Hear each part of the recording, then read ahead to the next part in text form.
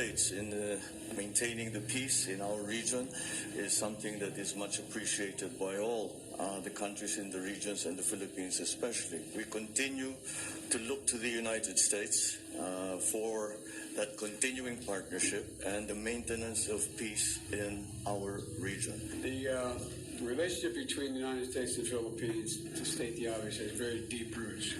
Our foundations are strong in the U.S.-Philippine alliance, which is of critical importance.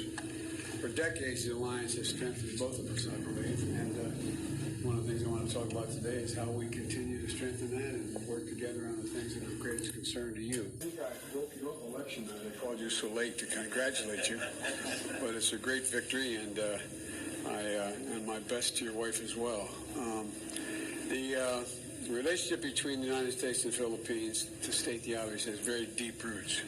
We've had some rocky times, but the fact is it's a critical relationship from our perspective. I hope you feel the same way. And we have strong ties, including millions of Filipino Americans who are very proud of their ancestry and desperately want us to continue to have a strong relationship. And our foundations are strong in the U.S.-Philippine alliance, which is of critical importance.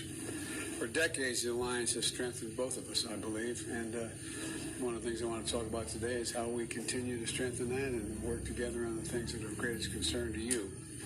Today, I look forward to discussing the opportunities for a wide range of issues, including COVID-19 recovery, energy security, renewable energy. I was impressed with the work you did on windmills and a whole range of other things. You and I both think that's the future. We can do a lot. We can do a lot together. I'm desperately interested in making sure we do. In addition, I expect we'll discuss the South China Sea and disputes in critical global throughway. I've spent a lot of time with not only the president of China but others about the international waters and how they have to be respected, and we should talk about that a little bit, I hope. And we're also thank you for your position on the war against Ukraine and by Russia and how it's impacting energy prices and food prices, and we're working very hard to be able to do something about that, and so we want to talk about human rights, talk about a whole range of things, but I'm mainly interested to know what's on your mind and how we can continue this relationship. And again, congratulations. Thank you, Mr. President, and thank you. We're very happy for the opportunity to meet with you despite the schedules that we both have to deal with. You came a little further than I did. The relationship, the 100-plus-year-old relationship between the Philippines and the U.S.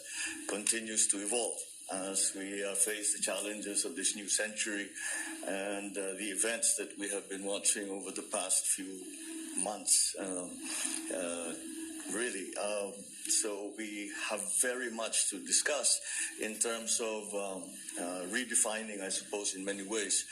But the role of the United States in maintaining the peace in our region is something that is much appreciated by all the countries in the regions and the Philippines especially.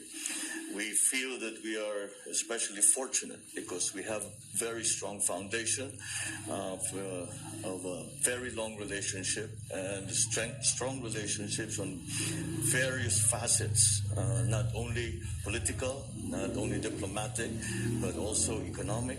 And of course, there is the very large Filipino population that have chosen to live and make their lives here in the United States and have been very successful.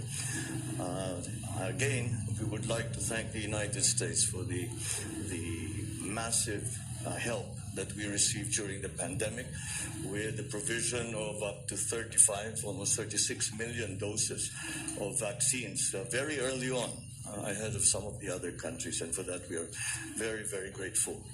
We continue to look to the United States for that continuing partnership and the maintenance of peace in our region. in terms of the geopolitical issues that we face in this day and age, the primary consideration of the Philippines and the guiding principle of the Philippine foreign policy is to encourage peace. And I hope that we will be able to discuss further the roles that our two countries will play together and individually as we continue down that road, maintaining peace despite all the complexities that have arisen in the past few months, I suppose. So thank you again, Mr. President, for making time to see us. We are your partners, we are your allies, we are your friends. And in like fashion, we have always considered the United States our partner, our ally, and our friend. It's mutual.